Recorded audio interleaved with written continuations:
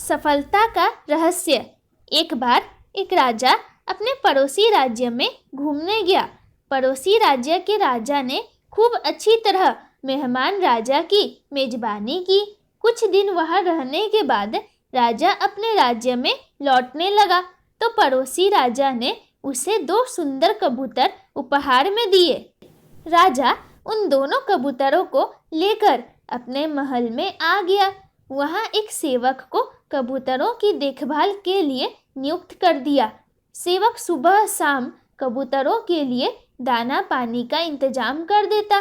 कुछ दिन बाद जब राजा उन कबूतरों का हाल जानने पहुंचा, सेवक ने बताया कि एक कबूतर तो बहुत ऊंचाई तक उड़ता है, लेकिन दूसरा पेड़ की एक शाखा पर ही बैठा रहता है।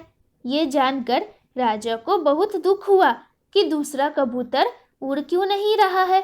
राजा ने तुरंत अपने मंत्रियों को बुलवाया, लेकिन कोई भी ये नहीं समझ पा रहा था कि दूसरे कबूतर को क्या हुआ है। तभी किसी ने राजा को सलाह दी कि पक्षियों के जानकार को बुलवाना चाहिए। मंत्रियों ने तुरंत ही एक किसान को बुलवा लिया। किसान पक्षियों का जानकार था। उसने कबूतर के आसपास का क्षेत्र देखा और जिस पेड़ की शाखा पर वह बैठा रहता था, वह शाखा ही काट दी।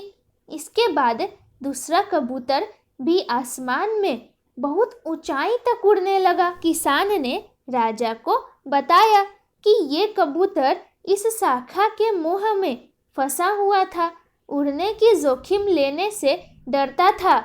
जब ये शाखा ही काट दी गई तो उसके पास उड़ने के अलावा कोई और विकल्प नहीं था।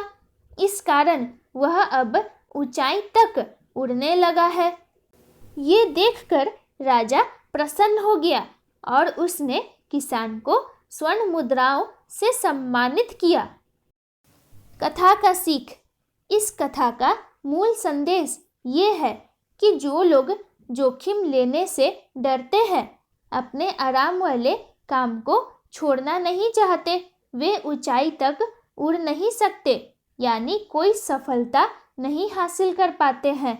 अगर आप भी कुछ बड़ा करना चाहते हैं तो जोखिम लेना पड़ेगा। धन्यवाद।